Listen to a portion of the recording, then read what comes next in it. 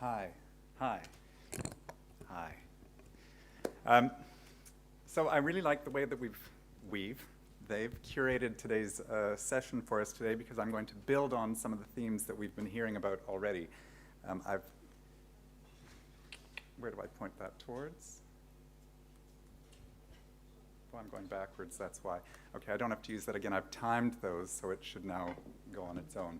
I have no conflict of interest to declare here. Their team is Sharon Cox, myself, Alison Ford, Debbie Robson, Steve Parrott, Catherine Best, Isabel Uni, Linda Bald, and Peter Hayek. So we have a lot of experts in this. I'm the new kid on the block. I'm the new person to nicotine, and what I bring to this is looking at these vulnerable populations, looking at people whose voices aren't normally heard. We've heard about some of the rationale for why we should be looking at people who are accessing homeless services, people with complex needs, in this morning's science plenary and across the last couple of speakers today. So what we're doing is a feasibility study to compare nicotine replacement therapy and the usual care that people would get when they're being signposted to their ordinary pharmacist or hospital, with giving them an e-cigarette starter kit. So people who are accessing homelessness services are being given a starter kit here. What we want to know, we've got these 7 objectives. Will they even take part is objective number 1. Will they come back for follow-up is objective number 2. So we need to be able to follow up for that Russell standard, to be able to follow up after 6 months of abstention.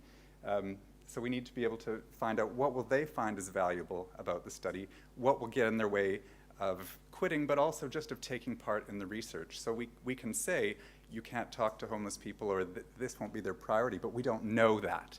So actually what we know is based on the evidence and what we can replicate and observe. There's that scientific method from last night. We've got a cluster trial, and it's a cluster randomized trial. So rather than having people in one center being given one option or the other, they're divided by center. So everyone at center 1 was given the e-cigarette, everyone at centers 2 and 3 was signposted to usual care, and now at center 4, again, we're doing the e-cigarette. So we've got these different locations, and you can see they're different sizes and different formats, or different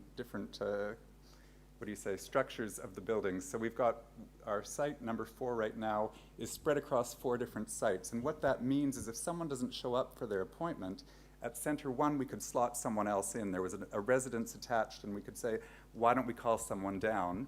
Whereas at center 4, if someone doesn't show up for their appointment, well, there are 3 other residents in that building, and one isn't a smoker. So we're a little bit more limited to how we can do that. And we also have to be aware that homelessness isn't a homogeneous category. So people will have more or less complex needs. There are some people who are transitioning into housing, people who are transitioning into work, and we have to balance those considerations. So that's me up there. I'm up in Northampton. If you're not familiar with the UK geography, if you have an accent like mine, then we're in the Midlands there at Northampton. Our Scottish site is the blue dot at the top, and London is down at the bottom. And those are just some of the services that they offer at the Hope Centre. So things that we take for granted, like toilets and showers. It's not just about a bed at night, but they're also working with people to support them back into work, to support them to develop their CVs, and to give them rehearsal with basic skills that a lot of us take for granted, like having a conversation in a room with a lot of other people. Things that, again, we don't think of as being something that you have to rehearse, but even being able to sit patiently and listen to someone else talk is a rehearsed skill. So rather than bombard people with this 33-page document, what we did is we constructed it as an interview. So where my background is mostly qualitative work, and it's how are you feeling and what is that like for you, instead what we did is we took these structured, standardized instruments, but we delivered them as a face-to-face structured interview. Part of this is about building on feminist interview ethics and data collection, where what we're saying is, let's break down that difference in the power dynamic. Let's say I'm the researcher and you're the person being researched. We're bringing this back to be a more co-produced piece of research. And you can see some of I'm the orange there, the blue there. But even asking them things like, is there anything that you want to ask me? And part of their response would be, well, yeah, how are you? Oh, I'm fine. Or, you know, and I would be very honest, depending on the relationship that I had with the person. Some of them learned that I was on SSRIs myself and that, yeah, I was having a bit of a down patch, and no, I was never a vapor or a smoker myself. Talking about the options that we provided with people, we used the POC-X, the Aspire POC-X, and we gave people a choice. So even something as simple as offering them the choice of a white or a silver device empowered people to make their own choices, for them to take part and say, ooh, the silver is the one that I want. And it's then not a medicalized device that we're handing out and saying, here is your option for stopping smoking. We gave them a choice of 6 different liquids, so they had 3 flavors, the Sherlock, which is the tobacco, the Blueberry Hill, and the Polar Bear, which is the mint. Our ratio in terms of preference, Blueberry outnumbered the favorite 2 to 1 on the other flavors. And again, that was really the advice that our liquid supplier had given to us anyway, and I went, oh, I don't think it'll be like that, and they proved me wrong. The rationale for why we should do this, or not why we should do this, why they should take part was, well, I want to see if I can. I've never succeeded at anything before. You're going to give me a chance. Maybe I will. We don't think of homeless people as necessarily looking like us or being like us, but lots of people said, oh, I want to do this for my kids. My daughter doesn't like the way that I smell when I come in smelling of cigarettes, when I get my access visits or get to see her. And later on, the reinforcement for them was, yeah, my kids are really happy with me. My mom's even on a vape now. She's going to try it. They can't believe the success that I'm having. I've got more money in my pocket. That cheap tobacco that I was buying down the market, that was nasty anyway. So I'm really, really happy that I'm doing this. Or, you know, I've cut down from 40 to 2 a day, or from 20 to 2 a day. So there's all of this different kind of reinforcement going on. It wasn't just on the individual level. What we saw was a whole culture change across this center. So this was a center of 100 people on a daily basis, lots of smoking outside the doors, lots of smoking in the courtyard, and the key workers would report to us. And again, we haven't mapped this. This is something that future research can look at and actually count some of that human geography. But they said there's a culture change. People just aren't borrowing cigarettes, they're borrowing e-liquids. They're supporting each other that way.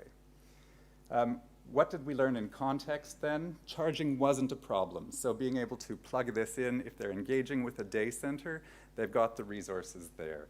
They weren't using their e-cigarette for other substances. So some of the moral panic is around, are people going to put crack in it?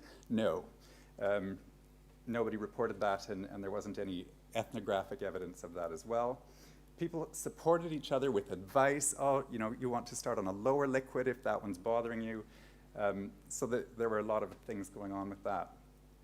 In context for us, there was a preference for the 12 milligram liquid rather than the 18 milligram liquid, and that disrupted our advice. So the advice that Lynn was talking about earlier this morning, where people will titrate with the higher liquid, for some people they said, actually it irritates my throat, I'm going to switch to that rather than going back to cigarettes. People gave us some more detail about their dual use. For some people it was, well, in my shelter, I'm not allowed to smoke inside, so I just use it when I'm in. But when I'm out with my friends, I'll still have my cigarettes. And for other people it was, well, I don't want to be out giving out my cigarettes to other people when I'm with my friends. I'll use my vape there. For us, if there are people here from the industry, some of our challenges as a university are we have a big structure with centralized funding, and we need to be able to prepay for things, but we also need to be agile and order the liquids and the different flavors and the different strengths depending on the demand. I've got 1 minute left, that's perfect.